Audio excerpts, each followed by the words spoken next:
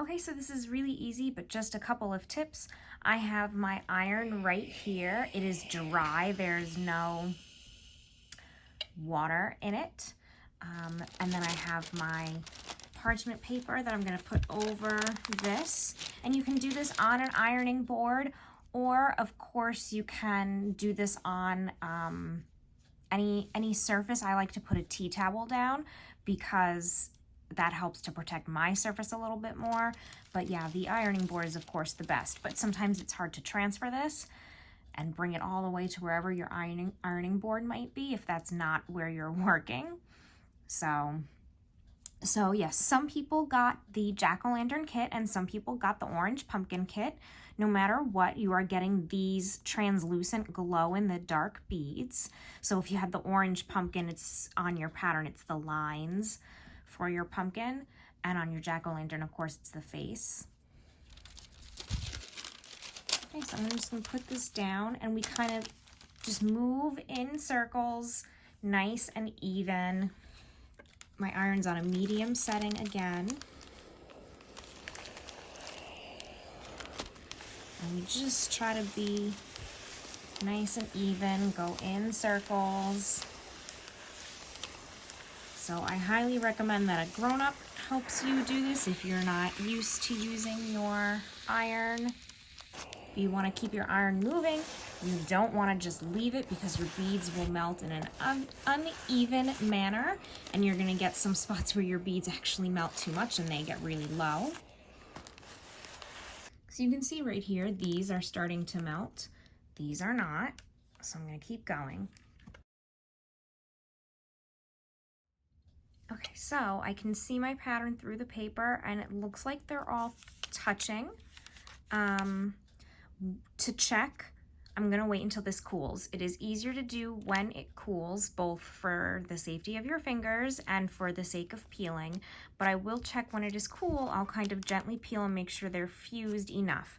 Sometimes while these are setting, because they're hot right now, it's still pliable, but sometimes while they're setting, I like to put something heavy over top because sometimes it can buckle a little bit depending on the beads and the heat that you've used.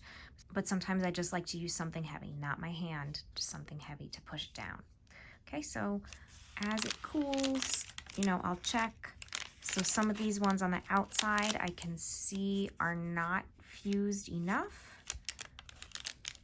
But towards the middle, they look like they're fusing. So I'm gonna go back in and do it some more. Okay, so this is all good to go. I put my Perler bead box on top of it because once it started to cool, the paper starts to lift, but this does start to buckle. So grab something, a candle, another craft. You see I have lots of things on my craft table.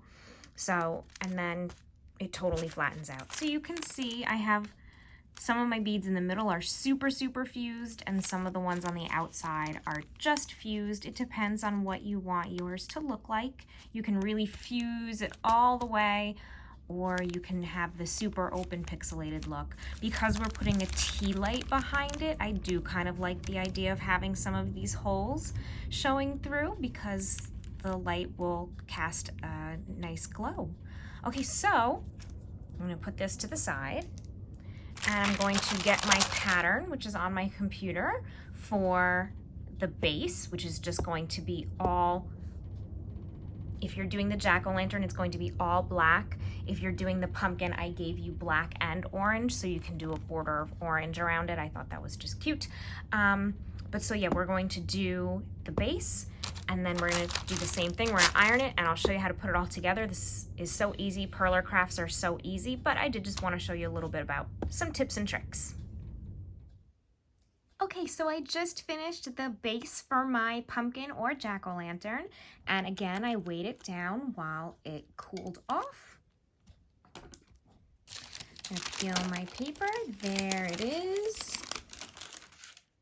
I'm gonna take it off of my form.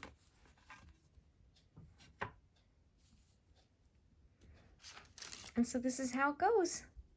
Okay, so, and what you can do, because it might be a little tight because the beads have melted, is it's still pliable enough to just pull it apart